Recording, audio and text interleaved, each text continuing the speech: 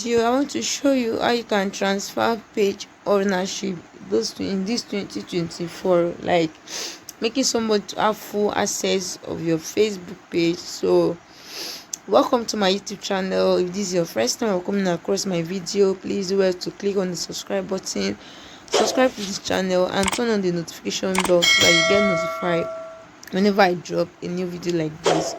Okay, let's get started. So go ahead to your Facebook app. Currently I'm logged in my Facebook page, but if assuming I was in my Facebook profile, I'll just click here and switch profile. You see switch profile, then you switch it to the page you want. But currently I'm on my Facebook page, so I don't need to do all of that. So I'll just click on these three lines here. So I scroll down to where I see setting and privacy. I click on it, then I click on setting again. So after clicking on setting, you see these options here, then you see page setup here. You can see this.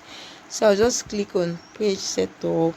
Then you can now see page access, invite people to help manage your page, and control who has access to it. So I'll just click on page access. So after clicking on that, so you can see that currently this page does not have any admin. There's no one managing this page.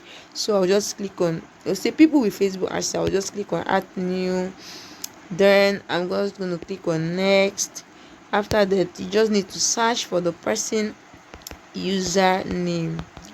So I'm just going to search for this. So after that, allow this person to also have full control. I will click on yes. So I'll click on have access. So the last thing I want to do is to input my the last thing you want to do is just to input your password, and you click on confirm. So and when you click on confirm, the screen will show. So the person that you are trying to transfer this page ownership to has to accept, he has to accept the invite for it to go. Like, I don't know what's wrong with my password. So that is that for this video. Bye, see you. Please like the video, share and comment. See you in my next video.